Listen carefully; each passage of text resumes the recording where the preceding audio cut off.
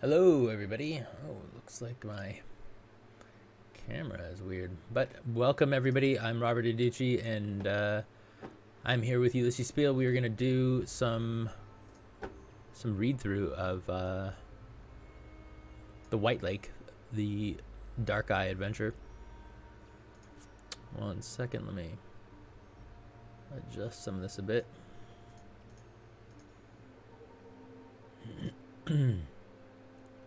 So how's everybody doing this morning? Welcome, Plainer Spoons. Glad to see you in the chat.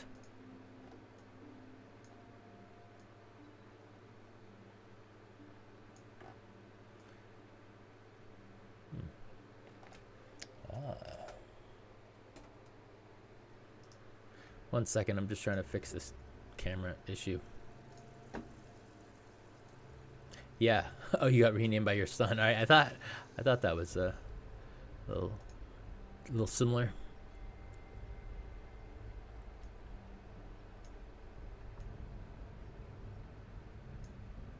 All right, here we go. Zoom a little tiny bit more. So, have you guys played the new Dark Eye game that just came out yesterday, I think? Anybody played that yet? It is a Book of Heroes. I was going to talk about it briefly. I have not played it yet. I'm looking forward to getting a copy of it and running through it. I will probably run some games here. So let's look that up. It's on Steam, and it is called the Book of Heroes. You can check that out. I definitely encourage you to do so. I'm going to throw a link here in the chat for anybody around. Plainer says, I did get my copy for my boys. Wink, wink. Nice. So there's that I definitely wanted to talk about. It looks really cool. I'm super stoked to give it a try. I'm honestly not a huge video game person, but I like the retro style of, the kind of ISO style game. I love those styles of games. So this is definitely one I will be checking out. Let's see what else is going on. Oh, so there's the Humble Bundle. There are two different Humble Bundles going on right now. One of them is sort of like not Humble Bundle. It is called Bundle of Holding. Bundle of Holding. Apologies.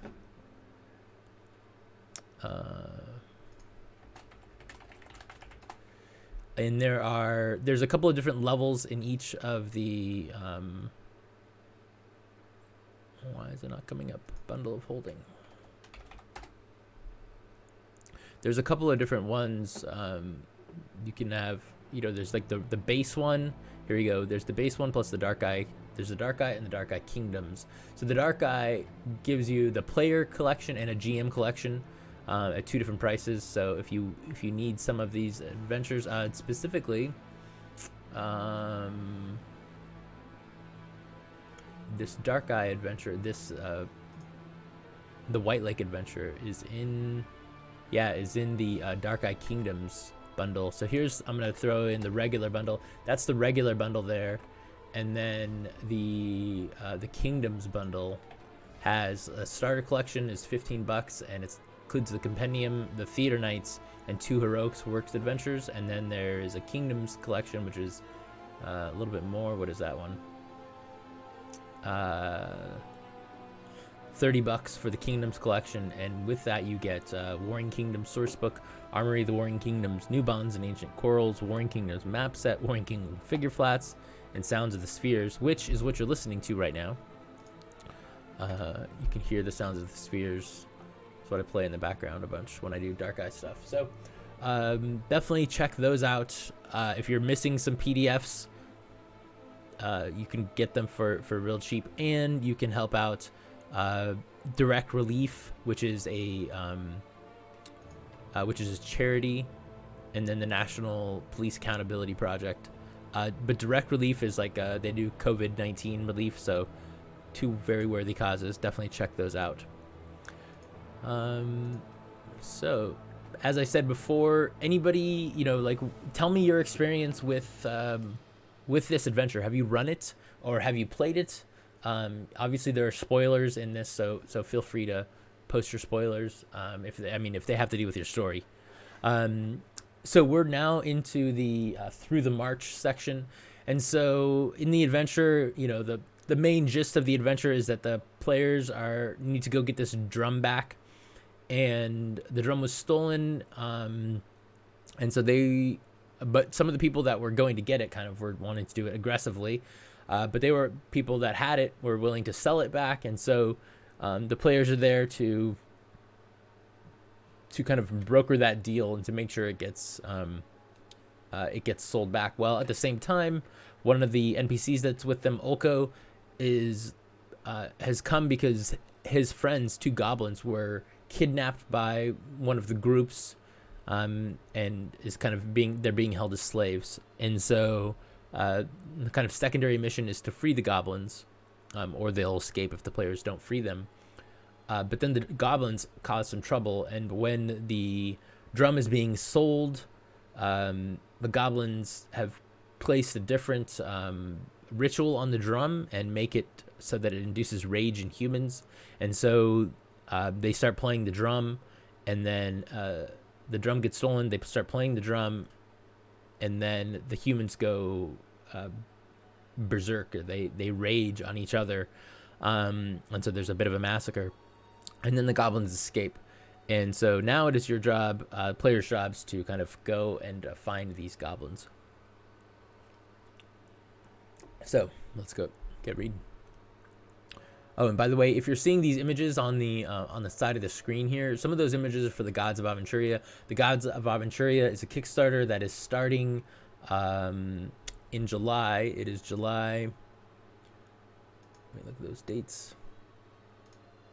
It is July 21st through August 11th, and that means it's going to go over the period of when the Ulisses online convention as well as the Gen Con online convention are happening. So there'll be a lot of previews coming up for that. So definitely keep track of our website and sign up for our mailing list. So through the march. In the next leg of the adventure, the heroes pursue the goblins into the jagged hills of the Red Sickle. They learn much about dragon hunting while staying in the village of Dragonclamp, and also find the tracks of the traitor Alye Ragashoff. In the Red Sickle, they discover the location of the honeypot, and thus the ritual cave of the Lungai Thaluzi, the area's resident goblin tribe. Johnny and Brooch have joined this tribe. To reach the cave, the heroes must deal with a difficult mountain paths, grim trolls, and determined goblin fighters. Another magical drum makes an appearance, and the heroes must decide the fate of Johnny and Brooch. By the end of the adventure, the heroes should have achieved the following. They pursue Yanni and Brooch to the Red Sickle, accompanied by Ludara and Taminka.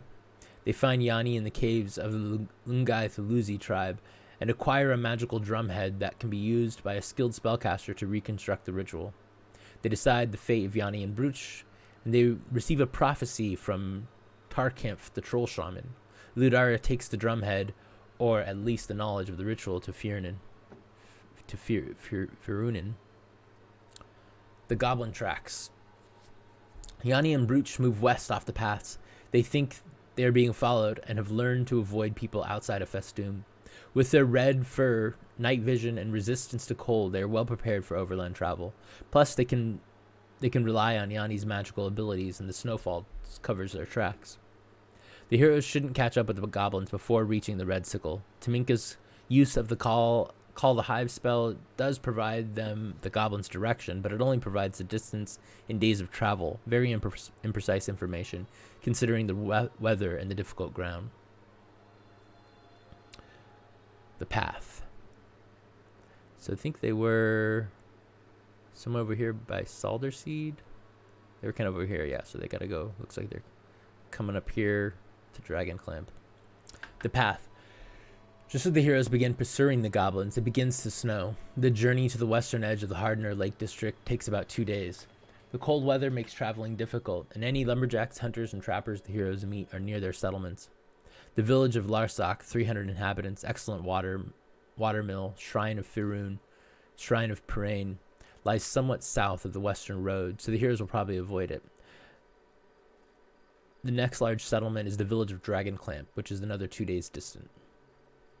Stormy weather, or wind and weather. Stormy weather and constant snowfall means wet clothes and the possible loss of equipment, making the situation even worse. The journey through the march has a general cold level of 2. Roll 1d6 per day to determine the weather conditions, or choose them at will. So you can roll, and there can be no difficulties, strong winds, heavy snowfall, or a blizzard. Campsites. Off the road, finding an appropriate campsite requires a survival find campsite check. In addition to regular shelters and campsites, many tall obelisks stand along the west road, to help protect against the attack from dragons of the Dragonstones. These are often positioned near large rowan trees, which are holy to the Norbards, and said to be the homes of protective tree spirits. These protected locations can be found with a survival find campsite check +2. Sleeping there increases regeneration by +1 life points, AE, and KP. Off the road, finding an appropriate campsite requires a survival campsite check. Building an appropriate camp during this season requires tents and additional layers of furs and pelts, some ground sheets, and warm sleeping bags. Have regeneration rates for worse equipment. Regeneration is impossible if the heroes have nothing but a blanket to sit under a tree and shiver throughout the night. The Kaleshka has room for 2 or 3 heroes to sleep. It can save their lives in a storm.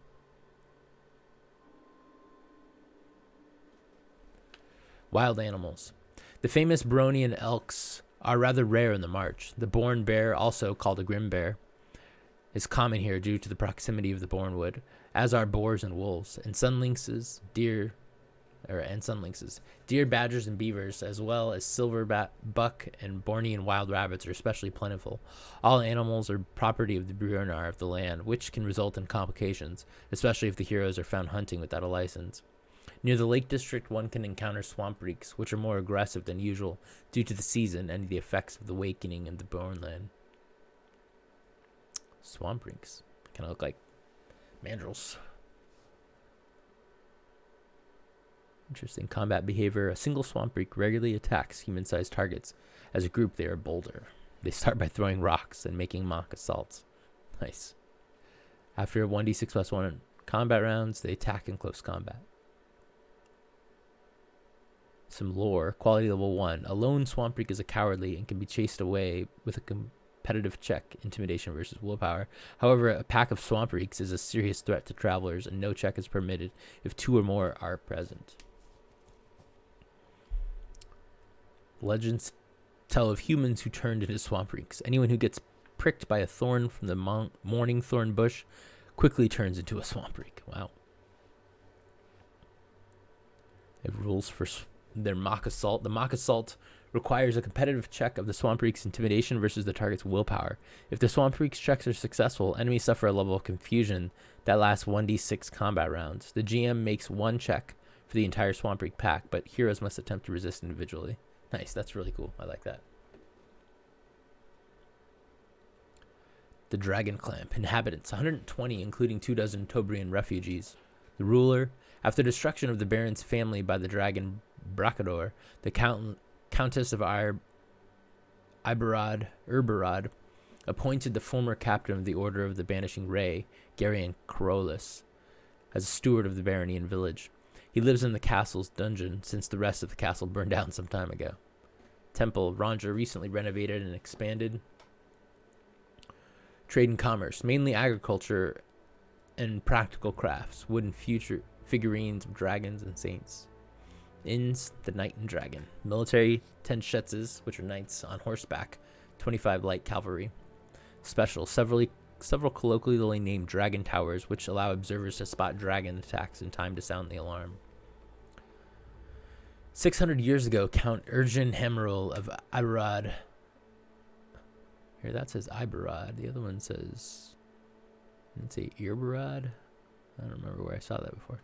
Anyways, of Iberod defeated a large cave dragon here. A few decades later, the Church of Ranger built a shrine on the spot, which has since expanded into a temple and now serves as a pilgrimage destination for all who fight against the scaled beasts. Scenes of the battle are depicted in murals in the temple. About 20 years ago, traveling adventurers defeated the dragon Bracador nearby. The temple is now run by Ugdolf Firefall of Urberod. See, there it is, Urberod. 24, Skilled Blessed One of Rondra, tall and gangly, always looks tired. Dragonclamp is one terminus of the Seven Baronies Path, the most famous trade route to widen. This town is the last settlement before the Red Sickle, and as such sells equipment and provisions to those thinking of making the hard journey through the mountains. Knight and the Dragon. The Simple Inn is owned by Elmore Gregoriansen, 59, stout, likes to mumble about what he's doing. The well-heated common room is often busy in the winter. If they ask around, the heroes can receive the following information. No one has seen the two goblins, but the heroes are advised to stay on the well-built Seven Baronies path as long as possible. The heroes may park their Koleshka here for 2 farthings per day, as the coach and horses won't be of any use in the mountains. Alye Rajaraf passed through town earlier, trying to sell his cursed goods to the locals. When the Blessed One of Rondra asked to inspect the goods he was selling, Alye quickly packed his stuff and left. The villagers rightly think that the Norbard has something to hide, as nobody travels west in this winter without need. They speculate that his goods include stolen items, dark magic, or even poison from Maraskan. The Awakening on the Journey. In the inn on one of those rare occasions in winter when one meets travelers, the heroes hear more rumors about the Awakening. Use this opportunity to give the heroes more insight into Ludara, into Minka. A dead wild sow was found near the Kar Kirwin. Apparently it became trapped in the tangled roots of a tree. The roots look very strange. Various travelers mentioned seeing wolves, swamp reeks, foxes, and even cows that acted unusually aggressive. Refugees from Tobrian tell of the terrible destruction of their home in recent years. Demons, undead, crop blight, foul earth. Maybe the Bjornland is headed for a similar fate. Some think the overgrown or flooding, consuming paths and ruins is a work of an angry elemental spirits or powerful witch curses. The Blessed One of Rondra suspects that unusual powers caused all these events. Old goblin magic, dark spellcasters, or demon worshippers who must, of course, be opposed with great resolve. Taminka experienced only a few awakening phenomena in the speckles, and thinks reports about old bones and spirits are creepy. The Stag. Shortly after leaving Dragonclamp, the heroes crossed the Westerbrook. During their first night on the Seven Baronies path, the heroes are resting in a shelter when they hear a stag bellowing in the distance, loud at first, then aggressive and wailing. The darkness makes the search for the animal difficult but not impossible. In any case, the animal's calls echoes in the heroes' dreams for days to come. That night, some or all of the heroes have the following dream. Read aloud or paraphrase. Again you hear its call, never the same. You cannot escape its belling. The forest is moving all around you. The stag's allies are waiting, luring you into a lethal trap. As its call sounds again, nearer this time, you are running faster and faster. Your gaze searching quickly for thorny vines and skulking beasts. The belling draws ever nearer. You come to a river. This is your salvation. You dive into the river and disappear into the rush of the water. It's dark, and the wind howls above you. Assuming that the heroes probably won't look for a stag in the middle of the night, they find the dead animal in the morning. It seems to have drowned in a tributary of the Westerbrook. How it came to be in the river and why it couldn't get back to its shore is not obvious from their surroundings. It has no visible wounds. Taking a closer look requires plucking the animal from the icy river, cold level 4, and dragging it to shore. Making a cumulative check using a feat of strength, dragging and pulling, 1 minute, 5 attempts. After that, the check fails. A treat wounds check, +2, reveals a broken foreleg. As a result of quality level 2 or hero, the hero also notices that its neck is broken. To make it easier, you can say that the stag's body is laying near the shore and can be investigated right away. Aljeg Ragashov. The heroes meet this luckless trader after one day's journey along the Seven Baronies path.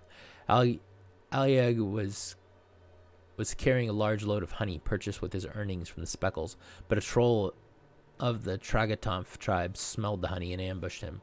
It smashed the shaft of of his Kaleshka, injured one horse, and making the other one run away. Then the troll toppled the cart. Alyag could do nothing but wait for help. Read aloud or paraphrase. A few hundred yards ahead, you see an oddly shaped pile of snow by the path. It's a toppled cart, a Kaleshka. Nearby stands a horse with a nasty wound in its flank. Someone hums a sad tune from within the cart. The cursed goods. Read aloud or paraphrase. Alyag is huddled inside the cart, covered in blankets and sitting in a modest bedstead, warming himself with a small brazier. Around him lie the chaotic remains of his trade goods and personal belongings. When he notices someone, he reaches for his Molok Deshnaha, but sets it down quickly when he gets the impression that there is no immediate danger. Does anybody know what that is offhand? A Molok Deshnaha? Not familiar with that term. Let's see if it's something I can easily find. Not seeing it.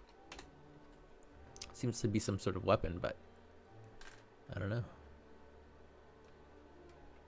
Let's see if I search for the dark eye, if it comes up. No clue what it is. Anybody know out there? It's Molke Deshnaha. Deshnaja. Probably Deshnaha, but I don't know. So Alyag does not admit to selling cursed goods. These are only vile prejudices. Among his wares, the heroes can find 2 mechanical saws, perception, spot, check +1, that look like the one from the Lake District, and these also house lesser demons inside them. The trader says that he was cheated in Yol Gurmak. He was only interested in a good deal and didn't know that the goods were unholy. A competitive empathy discern check versus Alyag's fast talk subterfuge shows that he really was only interested in profit. He whines that he has already suffered from punishment and has learned his lesson. The tools did not garner the profit he expected, and now that the honey's gone, the horse is lost and the cart damaged. He promises never to deal in goods from Yol Gurmak again, and this time he isn't lying. The right punishment. The heroes have several options, and they could leave the trader to his fate. So by the way, if you're just catching up now, so this character previously had sold one of the other characters, non-player characters, one of these saws, and there was a demon that the characters have to fight with the help of a Cloudbouter or one of the kobolds. So that's kind of where this character's kind of coming in. So the characters have several options. They could leave the trader to his fate, which Taminka would prefer. Trust Alyag when he says he wants to do better and send him on his way, with or without his cart. Round up the horses, cumulative check using tracking, +3, 1 hour, 10 attempts. After that, the check has failed. Bring the Kaleshka back to town on its skates, cumulative group check, feat of strength. Bring Alyag to the authorities in Dragonclamp, 2 days loss. Or execute him on the spot for dealing with demons, which Ludara thinks is the right course of action. A successful Law Bjornland check shows that the situation isn't clear. Whoever deals with evil goods must be punished according to the standing and wickedness. Ludara can be convinced with a competitive fast talk, manipulate, or flattery check against willpower to deal less harshly with Alyag, which Taminka prefers, or hand him over to the authorities. The mildest punishment she accepts is branding his brow to mark him as a heretic. Some stats for Alyag. It says he's a pawn, so you can easily change him if you need to. Combat behavior. Alyag does not fight against superior numbers and try to talk his way out of fighting. If the heroes try to convince him, he decides to conduct no more business with Yol Gurmak in the future. When his life is threatened, the trader fights with everything he has. Traveling through the Red Sickle. From Dragonclamp, the heroes continue for 2 days along the Seven Baronies path until it heads north into the Red Sickle. The hilly countryside quickly becomes rocky. There are no paths, but the heroes must climb or circumnavigate rock walls, some of them very steep, and deep gorges. Early winter is not a good time to be traveling in the Red Sickle, just as in the March. Snowfall and strong winds can turn any mountain path into a deadly trap. This ground is impossible to traverse must be on a Kaleshka. The vehicle and the horses can be left at a nearby mountain farm for 1 bots per animal. The heroes must find a campsite or suffer -1 to regeneration. Note the hero's luggage and the resulting encumbrance. The journey to the ritual cave of Trinium Stonetooth, where Johnny stores the honeypot, takes 12 days on foot, 14 days without snowshoes. Tamika's ritual leads the way, but the heroes must find the best path using orienting, position of the sun or starry sky, checking once per day. With quality level 3 or higher, the trip takes 1 less day. Besides deer, game consists mostly of a mountain pheasant and rabbits. Check using tracking animal tracks, receive a bonus of 3 in the snow. It's too cold for nuts and fruits to be growing in the mountains. An add-on rule for making snowshoes. Heroes can try making snowshoes if they don't think to purchase them earlier. Finding suitable wood requires a cumulative check using woodworking, 3 hours, any number of attempts as long as trees are available. Making snowshoes requires a woodworking carpentry check, 15 minutes, 7 attempts. Cliffs and chasms. If desired, describe some of the climbing in detail and give heroes the opportunity to make smart use of their equipment and support the bad climbers in the group. Some possible challenges include the following. Steep walls. Check using climbing mountains with penalty of 5, bonus of +1 instead when using pitons, ropes, and grapnels. Debris slope. Checks using climbing mountains -1, +3 instead with grapple and pick. Pile of rocks. Check using climbing mountains +3. Encounters. It's very unlikely but still possible that the characters will meet a human prospector hoping for a find despite the season, or special danger are wolves or born bears that feel the heroes are threatening their territory, or even a greedy ogre. The trolls. The Red Sickle is home to a special tribe of trolls, the Tragatomf, which heroes with trollish 2 can loosely translate as bloodsingers sealing the paths. The trolls are deeply versed in the mysteries of the sickle, but very reticent to share their knowledge. Some trolls mutilate themselves during bloody rites and bear visible decorative scars as a result. Besides Tarkamph, see below, the heroes meet other trolls who react gruffly or even aggressively depending on their first encounter. Tarkamph. On their first day in the sickle, the heroes meet a group of Tragatomf trolls led by the dark shaman Tarkamph, son of Luderdash. The trolls are searching for a member of their tribe who has been missing for a day. They cannot stand to be around humans, but use the opportunity to look for a clue. There's the picture, I assume, of the trolls. Read aloud or paraphrase. You are skirting around a boulder when you see a group of giant creatures standing about 100 yards away. Trolls.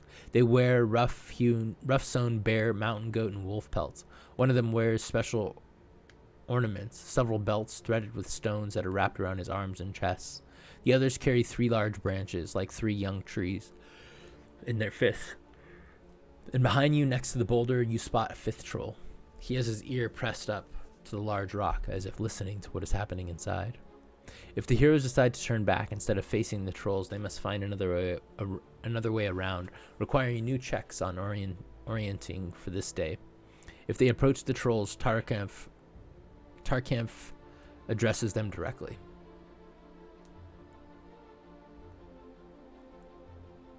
Read aloud or paraphrase. As you approach, you see many scars on the trolls' bodies with their rough faces, their muscular forearms, and their tree trunk-like legs. Some of the scars are very regular, like a painful decoration. 2 of the trolls are missing fingers on their left hands, while a 3rd one is missing an eye.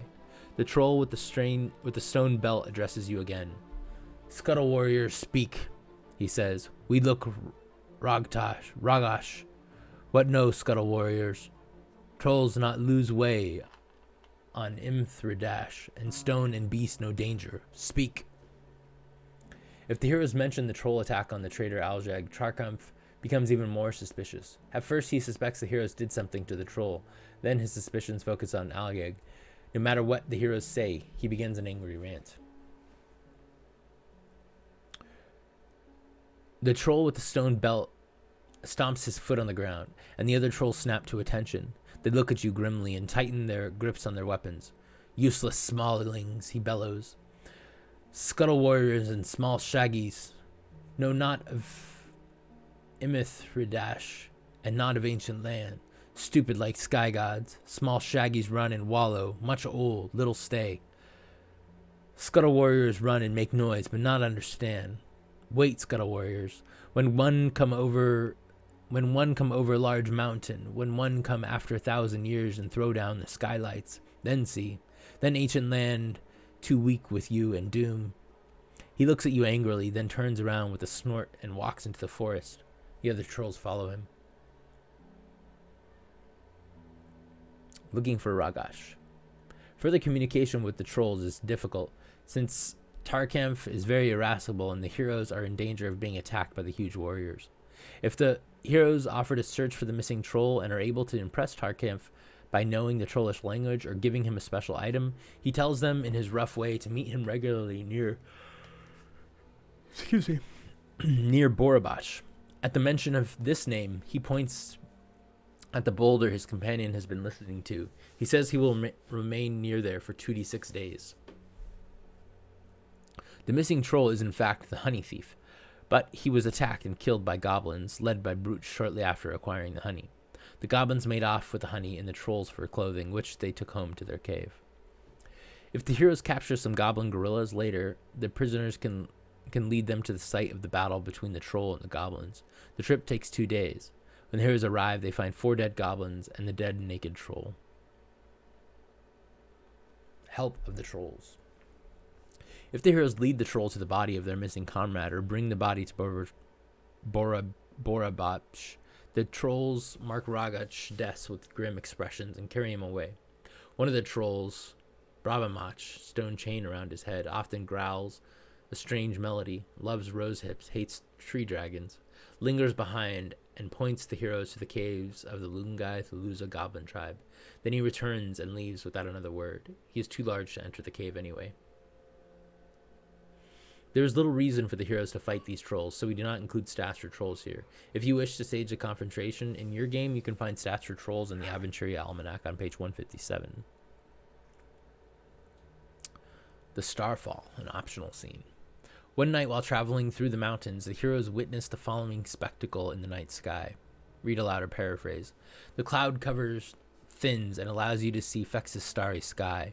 The constellation of the dragon is unusually bright this evening. A light blinks and traces a thin tail, a glowing line across the night sky. It's a shooting star.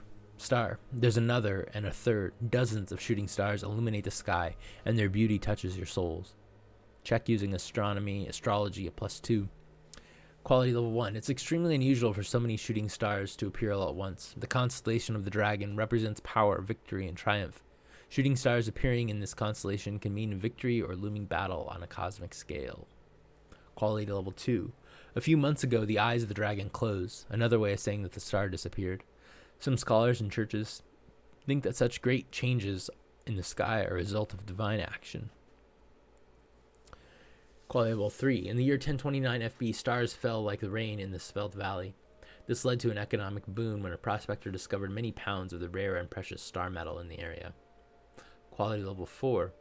The heroes have read or heard of Saint Neobara of Ankabal, a famous astrologer and prophetess dedicated to such an event, but her book of prophecies was considered lost. The Starfall is a key event in the living history of Aventuria. It's part of a grand cosmological change that will influence the world of the Dark Eye for many years to come. For more details about the background and nature of this event, see the Aventuria Almanac or the short story anthology Starless Sky. Interesting. Goblin Gorillas. Brooch, child of the city, didn't have an easy start with the tribal warriors of the Luzi. But what he lacked in toughness and experience, he made up with courage and cunning. And he became a leader of a group of warriors in a short period of time. Fresh from their victory against the trolls, the goblins are bursting with confidence, and when Brooch asks them to fight his pursuers, they agree at once. In addition to Brooch, there is one goblin per hero. They attack intelligently and take good advantage of their knowledge of the surrounding area to try to win. The goblins use one of the trusted strategies described below. For stats for tribal goblins, see page 61. Combat behavior. The goblins flee from the heroes. If one goblin is cornered or trapped while fleeing, the others offer no support and continue to flee. Escape. Goblins flee before entering close combat with the enemy of equal to or greater strength. Brooch's influence, however, might change that. To make it easier, some of the goblins have been hurt in the fight against the troll and only have 14 life points. To make it harder, the goblin poison their arrows with Arax. See Core Rules, page 341. Ambush. The goblins lie in wait in an appropriate place, such as across a gorge or above a steep rock face. Attack the heroes with arrows and javelins, and then retreat at once. Pursuing them isn't practical, as the heroes cannot cross the gorge or climb the rock face fast enough. If the heroes succeed in a climbing mountains check -3, they can chase the goblins. The terrain is difficult, and the goblins have a head start of 45 feet. Traps. The goblins place simple animal traps to places the heroes are likely to traverse. Spotting a trap requires a perception spot check at -1. If no hero succeeds in detecting the trap, a random hero sets it off and suffers 1d6 plus 2 damage points. The traps can be disarmed in 3 combat rounds with the successful mechanics. Disarm traps, +1 check. If the disarm check fails, the hero suffers half damage. Misleading tracks. Goblins attempt to hide their tracks as they move, and following them requires a tracking humanoid tracks versus tracking hide tracks. Checks. If the heroes succeed at this competitive check 3 times, they find the goblins and can sneak up on them. Competitive stealth check versus perception, and attack. If the goblins succeed just once, however, the heroes lose their trail and follow a false one. For each false trail they follow, the heroes lose half a day's time. To make it harder, the goblins also try to confuse the heroes and create false tracks. The heroes must succeed in a competitive check using tracking humanoid tracks versus the goblins tracking or walk into a cave occupied by a born bear. Nice. Or into a new ambush. If the heroes fail to find the goblin tracks more than once, the goblins grow confident and their heads filled with brute heroic stories. They try to finish off the heroes in a frontal attack that they can only lose. Caught. In the end, the heroes confront and defeat the goblins. The following scene assumes that Brooch survives and is captured, thus giving the heroes a better chance to negotiate with Yanni in the finale. Excuse me. If Brooch dies in the fight, he threatens them with something called the Troll Drum, and dies with the whispered lover's oath to Yanni on his lips. Read aloud or paraphrase. As you tie up Brooch, she struggles without success and rants, "You are no better than Jaroslav, but you won't escape. We took the skin of the troll, and Yanni is turning it into a drum. You will be crushed." He gives an evil laugh. If the heroes capture any of the goblins alive, they can try to discover the location of Yanni in the cave. Because revealing the location of their cave would threaten their entire tribe, they must be thoroughly intimidated. Competitive intimidation check versus willpower resist intimidation, +3. Before they reveal anything, even then, they still might lead the heroes to a different cave at first to confuse them. Brooch is of little use as he cannot find the way himself. The truth about the troll. Brooch thinks that he is telling the truth about the troll skin. After the goblins defeated Ragash, he ordered 2 goblins to skin the troll. After packing up their loot, they sat down to eat some of the delicious honey and forgot about their task. Instead of the troll skin, they brought back the goat skins their victims had been wearing. Nevertheless, the heroes should be worried, as the Tragon trolls are dangerous enough without magic. If the heroes found Ragatash's body earlier, they already know that he hasn't been skinned and can ignore Brooch's threats. In the end of the adventure, when Yanni beats the drum again, the heroes should remember that they probably won't have to deal with wild, raging trolls. Goats and pigs. So we're getting pretty close. Let's see, we're on page 60. We got 10 more pages. And it looks like some of these are... And we might make it today. We'll see. Goats and pigs. A map of the Goblin Cave is in the back of the book. The legend of Imrithidea. A long time ago, Imrithidea, the daughter of Malaim Rekdai, lived with her sisters in the Great Pile and was strong and powerful. Then evil came and tried to kill her. It wrapped its thorny tendrils around her and poisoned the air around her, and she was in danger of sinking in the slimy body of evil. Then Malign Recti dug a lioness from the great pile and told her, "Go and help my daughter." The lioness rushed to attack the evil, bit it with her teeth, and hit it with her paws, but she wasn't strong enough to injure it. Imithridia told her, "Quick, pull me out of the slime and swing me as a weapon against the enemy. That way we will defeat it." The lioness did as she was told, and with heavy blows they defeated the evil. But after their victory, Imithridia was covered by its venomous blood and had to sleep. She has been doing so ever since. The tale of Imithridia's fight against evil told among the goblin sorceresses of the Red Sickle. While Brooch is on the warpath, Yanni is with Lungai, the Luzi tribe of the goblin sorceress Trinun Stonetooth. This tribe is named after one of the Fists of Mithridia. Fists of Mithridia, two especially tall mountains near the Red Sickle. As a goblin sorceress, Yanni enjoys Trinun's trust and has convinced her to help drive away Yanni's pursuers in a worst-case scenario. She has already cast Orvai Kuram's war drum, this time on the goat furs worn by the troll that Brooch's band defeated. With or without the goblins' help, the heroes find the goblins' cave eventually. When they do, they come back to a long rock wall in an area with scattered trees and shrubs. A large boulder sitting about 20 yards in front of the rock wall is an obvious landmark. If the heroes, to make it more difficult, if the heroes were quick on the chase, they can encounter the tribe at the same time as the two goblins arrive. Alternatively, Brooch left the honeypot somewhere in the sickle. The heroes track it to an unimportant location and must spend time searching for the cave themselves. The caves of the Lungai Thaluzi. Since their arrival, Yanni and Brooch have been expecting the goblins and their pursuers. When they gave the prearranged signal, the call of the J, warriors and hunters prepare for combat. Women and children flee back into the wallow, led by Yanni. The Secret Gorge, A. Let's go look at the map, see if it's... I'm not seeing it here. Let's see it. There we go. The Goblin Caves. So there's A. That's the walk up. And then it looks like we're going to kind of look around here. And then it kind of goes back to where the drum is. All right.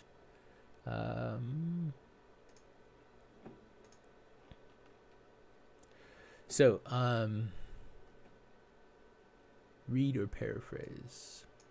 You move along the Goblin Ravine, and in front of you is yet another turn. Goblins could appear above you at any time and shoot at you again. Finally, you see a cave entrance at the end of the gorge. An unpleasant, biting smell hits your nose, and near the entrance you see many pale-colored splotches of ochre, green, and blue. Above the entrance, you see a wall painting depicting a J in black and ochre.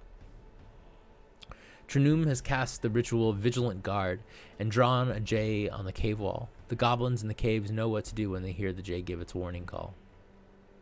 Vigilant Guard. The caster paints the image of an animal in an appropriate location to watch an area. The image gives an alarm when someone enters the area. The animal spirit gives a warning cry when something that it considers a danger comes near. Its perception is equal to a quality level times 3, and its attributes are equal to those of a typical member of its species. The biting smell comes from a pile of dragon dung the goblins found and placed in front of the cave entrance to ward off wild animals and other dangers. A successful check using animal lore monsters or magical creatures, -3, lets the heroes identify the substance by its characteristic smell and consistency. Gross. Hero tactics. The heroes have several options for attacking the cave. Frontal attack. The entrance of the cave lies well hidden in the twisting gorge. The entrance of the gorge is disguised by shrubs, and the goblins usually hide any tracks leading to the entrance with tracking hide tracks. The heroes can find the entrance with a competitive tracking humanoid tracks if they haven't pried any useful information from the defeated goblins. Scout. By scouting the area, the heroes might find another entrance to the cave with a little hard work. Cumulative check using perception search, -1, 2 hours, any number of attempts. Near the wallow, which is C. Hidden in a hard-to-reach rock formation, this entrance possesses the same security measure as the entrance in the gorge, but the goblins are unable to use their detailed defensive strategy here. Split up. If the heroes want to split up, some can prepare an ambush at one entrance while the others enter the cave through the other entrance. Heroes that choose to hide and wait near the entrance can confront Yanni when she flees. Living in caves, A through I. The goblin caves are a mess by human standards. Beds of straw and fur are everywhere, and materials and tools for leatherworking or basket weaving are strewn across every surface, between small fire pits and baskets with supplies for the coming winter. Caves A, B, and G impose visibility level 1. All other caves are level 2. This is less of a problem for the goblins than the heroes.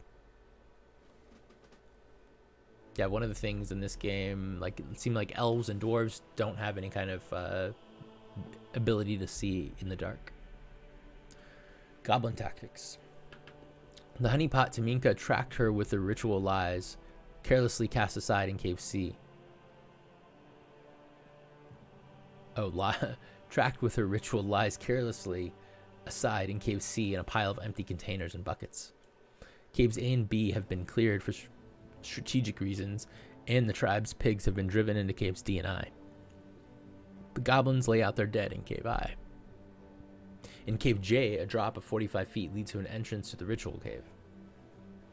The tribe's warriors occupy Cave B, 3 warriors, Cave C, 3 warriors, Cave E, 6 warriors, and F, 6 warriors. They try to lure intruders into Cave B, where they can attack from 3 sides at once. Cave F holds many goblins that can all shoot an intruder at once.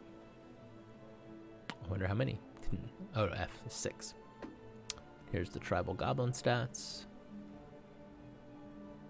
Combat behavior. The goblins avoid fighting in the narrow passages between the caves where they cannot take advantage of their superior numbers. Instead, they wait until they can attack from 2 or more directions at once. If the heroes hesitate, the goblins launch range attacks. The heroes can use skilled maneuvers to disrupt the row of goblins. Entering from the side of the wallow takes the goblins by surprise. Their tactics don't work there, and they attack with much less coordination.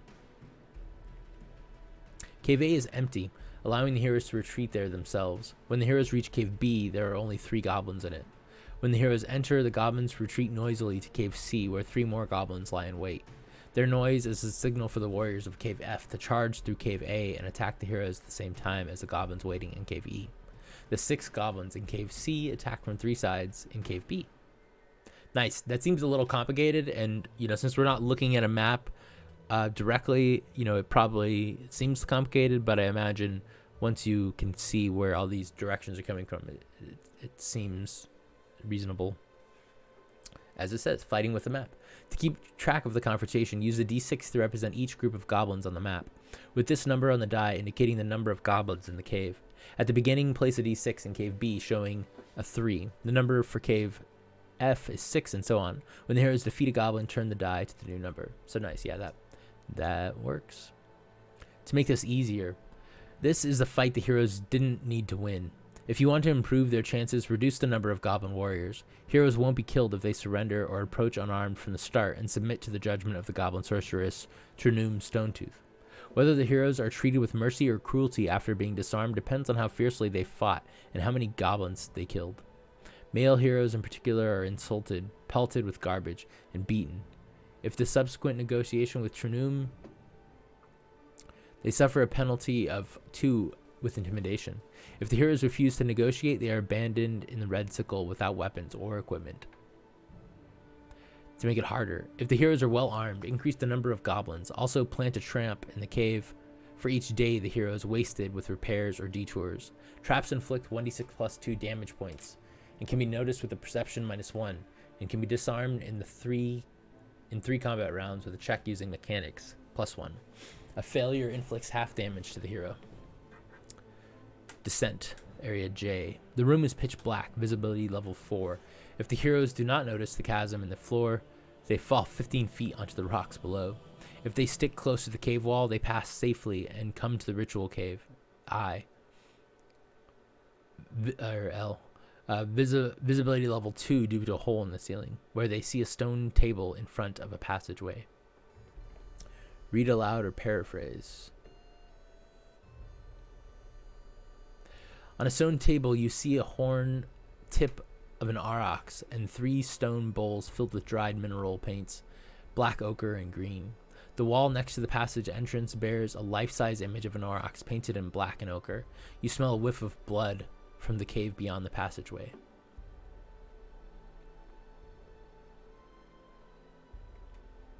The picture of the aurochs has been magically charged with the ritual of the beasts from colors, a magical lore ritual -3. Or a magical lore rituals -3. Check reveals that the aurochs is aware of the party. It attacks if an intruder comes within 10 feet of the passageway entrance. To avoid endangering members of the tribe on a daily basis, the picture of the aurochs do not attack if the horn tip on the table is coated with green paint. Trunum often changes which color is used to keep the interlopers on their toes. Finding paint flecks on the horn might give a clue about which color was last used. A perception search check can help here. Given the visibility in the cave, it's rather hard to determine the paint color, -1, just by looking at it. Smelling and tasting +1 are more productive. Ritual Cave, Nitsi Mulla. Read aloud a paraphrase. The smell of blood grows stronger, more metallic. You enter a cave a bit larger than the living caves above. In the front area, there's a large stone slab of red slate. 4 pictures are painted on it. From left to right, they are an upright boar in ochre, in green, a misshapen fungus in white, another larger upright boar in ochre and red, a lioness in ochre and black. Some red stones are sitting on the picture of the lioness. Around the stone slab, you see improvised and worn digging tools and simple drums. The floor of the cave is very uneven, as the tribe has been digging into it randomly. The smell of blood seems to emanate from those holes where red shiny stone has been exposed. One of Trunum's predecessors chose this cave for the tribe because she felt a special presence here, but it is Trunum's idea to dig in the cave and turn it into a little pile, goblinish Nitsi Mulla, just as the goddess Malaim Redkai digs in the great pile, goblinish Per Mulla, and brings useful and damaging things into the world. Trunum regularly gathers the whole tribe here to dig and search. She believes the red, shiny rocks are drops of blood from the giantess Imithridia and regards them as a sign that she is digging in just the right place. Looking at the pictures, check using myths and legends, Bornland -3, quality level 1. The large boar is Malaim Redkai, the principal goddess of the goblins, a mother goddess of sorts. The smaller boar is probably one of her children, a giantess. Quality level 2. The Umagatan, the white fungus, represents Nakarakti, evil in other words. Goblins do not worship the lioness. Quality level 3. According to a goblin legend, the giantess of the Sickle Mountains were killed by Nakarakti, who was in turn slain by Balaam Redkai and burned under the Iron Edge, and buried under the Iron Edge. Trample, special maneuver by the aurochs. We're going to leave that for now. Investigating the red stones.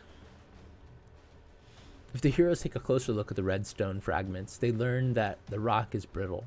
The goblins were probably able to remove a large piece only with great care. The heroes can take this piece or even dig out similar ones using Earthencraft -2 due to the stone's brittleness. Check using Earthencraft +1. Quality level 1. It's a primitive grinding stone of limestone shimmering red. Quality level 2+. The rock has a very strange veins. It's a very unusual blend of hematite, corundum, quartz, and garnet, and is probably found only in the red sickle. Magical analysis reveals nothing, as the stone isn't magical. The mythology of the 12 gods could give a clue. Check using religions, all churches of the 12 gods -1. The power infusing the stone in this place seems ancient. In mythology, the red sickle is linked with the giantess Mithrida. Quality level 2. Rondra used the giantess' body as a weapon to fight the Omegatherian, a horrible creature that threatened all of creation. The deities united to smash the monster's body into pieces, many of which still exist today. Quality level 3+. The mountains of the red sickle are said to be the giantess' body. Some say she is dead, others say she is only sleeping. The redstone. Any bladed weapon sharpened with the redstone becomes charged with karmic energy. It takes on a reddish hue for 1d6 days and is able to injure demons. If the blade is used against creatures touched by the nameless god, it receives +1 to attack and does 1 additional DP. Blessed ones and demons of the nameless god, as well as all monsters connected to him, are affected this way.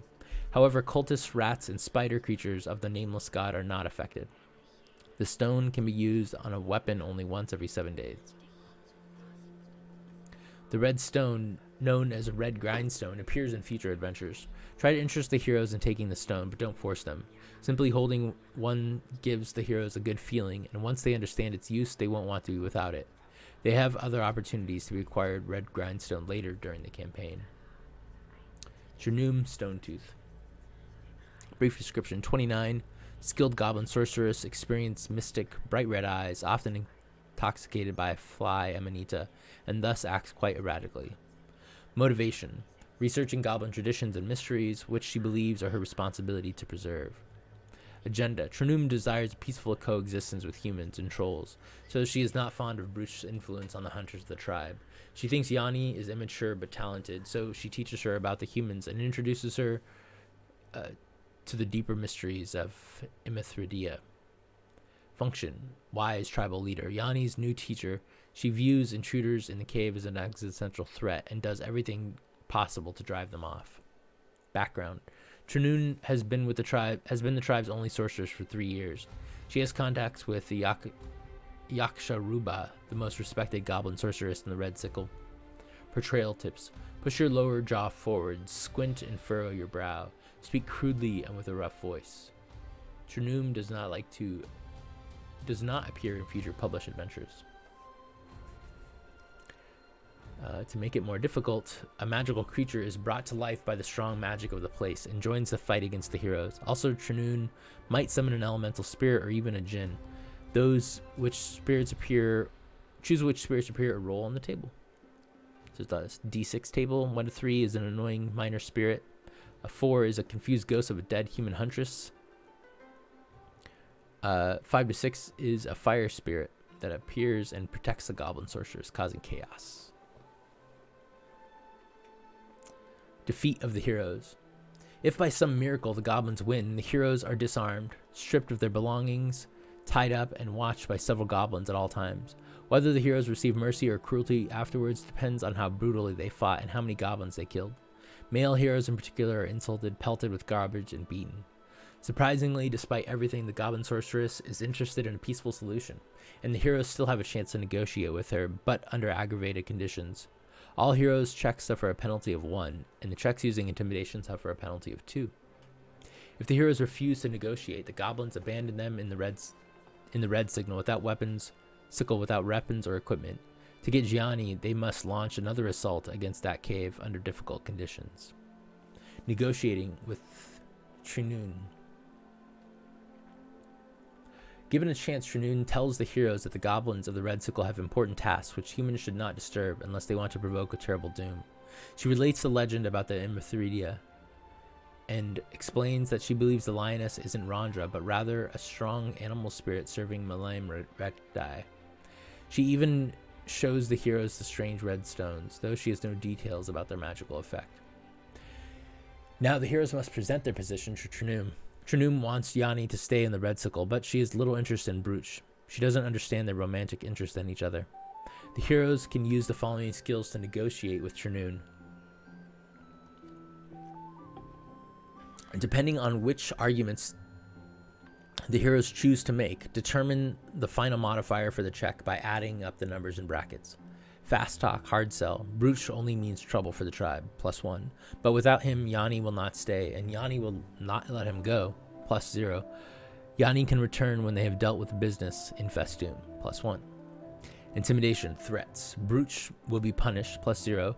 If he stays here, the other humans will come for him, +2.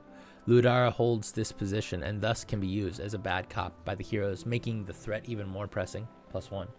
Yanni will accompany them out of love, +0. And there's some stats for Chernun. Seduction. Flirting. Chernun has little interest in flattery, -3. Apply additional modifiers as appropriate for differences in culture and social standing. Commerce haggling. If the heroes have appropriate goods hidden nearby, they can offer them to Trunum as compensation. Modify the check based on the goblin sorceress's estimation of the value of said goods. -3 for 30 iron rations of provisions, +0 for a fat pig, +3 for an old goblin bone club. Make a group check with a maximum of up to 4 heroes participating. The group must acquire 10 quality level, up to 2 attempts per hero, for Trinium to let them leave with Johnny and Brooch. If the attempt fails, but the heroes reach at least a partial success of 6 quality levels, one of the heroes may try to boost the result by making an additional check with one of the other listed skills to acquire the final 4 quality levels. If this last-ditch effort fails, the heroes must think of another plan. The Wallow. The long ravine leads past the slope to a small muddy pond that the goblins use as a wallow and source of fresh water. An image of a J is painted above the exit, and it gives the alarm spell when it spots the heroes. Drum beats. You leave the goblin cave. In front of you, there is a narrow path to your left, a rock wall, and to the right, a steep slope that surely goes up 40 feet. 50 yards ahead, the path belongs to the left and goes out of sight between the rocks. Above you, a J calls. It's another goblin magic picture. The heroes might recall Brooch's threat and expect to see a horde of angry trolls. Luckily, the stolen skin that Yanni put on the instrument and enchanted was only goat skin, not troll skin. When she beats on the drum, all of the mountain goats in the area gain the state of bloodlust. After 1d6 plus 3 combat rounds, 6 of the enraged animals charge at the heroes. Further up the slope, more goats, 12 in all, attack each other. The goblin women and children are too far away to become targets. Possible strategies.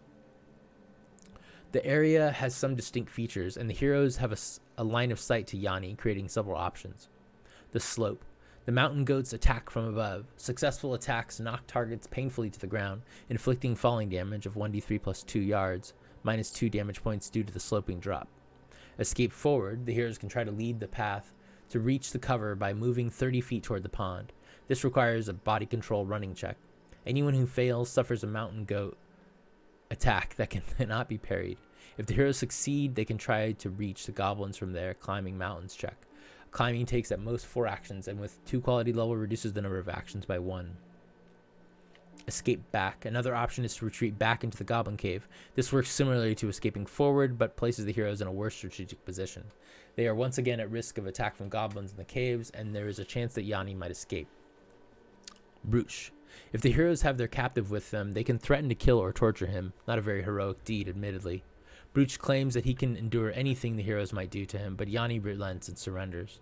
The magical effects of the drum still runs its course. The tribe. If the heroes succeed in a competitive intimidation versus willpower check, Yanni agrees to surrender, but only to guarantee that the women and children are not harmed. Offer.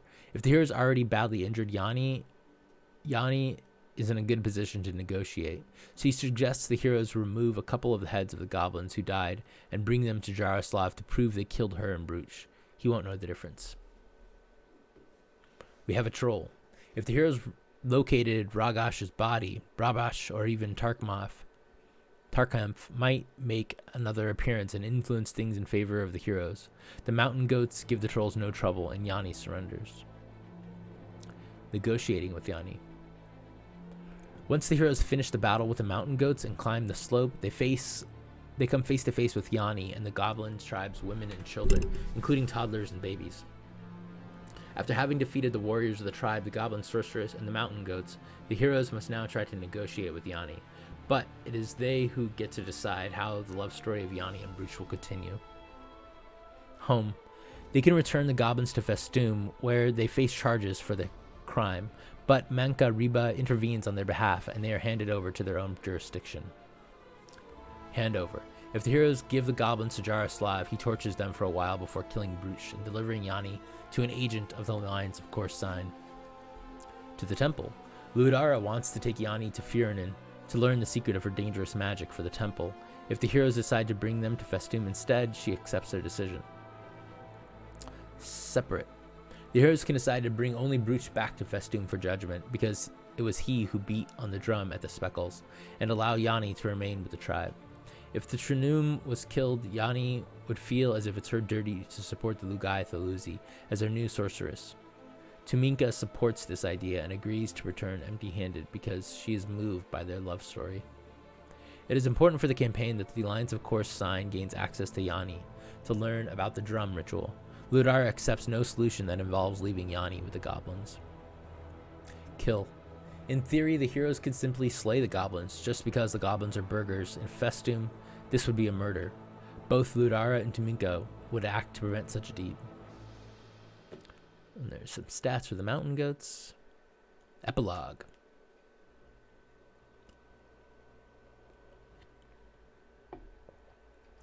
The heroes' return trip to Dragonclamp takes another week, after which the heroes probably travel back to Festum.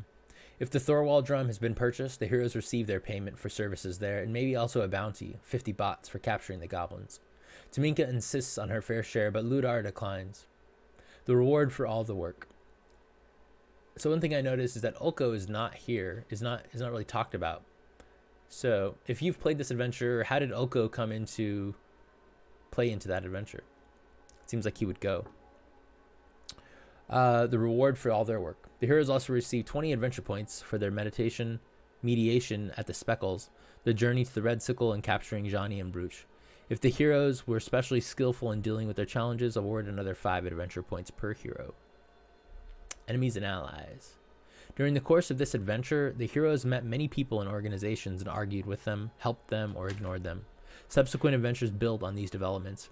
For ease of reference, here is a brief overview. Norbards. The Norbard families living in the Speckles have connections to many other families. News of the heroes' deeds spreads among the Norbards, especially after Tuminka's report. Goblins. Yanni returns in the 3rd and 6th adventures of the Theater Knights campaign, where her actions depend on Brooch's fate in the White Lake. Naturally, Mantka Riba, the leader of the Festum goblins, learns all about the heroes' behavior in the Red Sickle Mountains. The Alliance of Course sign. If the heroes interrupted the Alliance's recruiting attempts in Hardin, it might have less supporters in subsequent adventures. Rudiev makes another appearance in a future adventure. Ulko. The heroes meet Ulko again later in the campaign. His role will depend on the hero's actions at that time. Fairy creatures. Future interactions with other fairy creatures depend on whether the heroes manage to banish the demonic forces on the houseboat, with or without the help of the kobold. Ludara. Ludara's participation in capturing Yanni and Brooch sets the stage for the secret of the magic of the drums ending up in the hands of the Alliance of Course sign. The Blessed One of Randra asks for the results of any magical analysis the heroes or Ulko performed. She also reports to her allies. Members of the Alliance interrogate Yanni directly in Fjernin, or in a roundabout way in Festum, and thus gain important information regarding making enchanted drums. Thus the heroes unwittingly help the Alliance of Course sign. Even if the heroes accompany Ludara to Fjernin, they should have no reason to suspect that the temple has been infiltrated. That discovery and the Alliance's use of the drum ritual must wait for future adventures.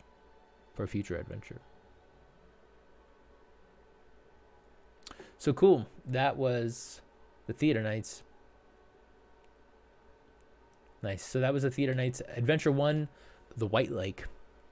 So that was really interesting. I really like this adventure. I just like all the details in it.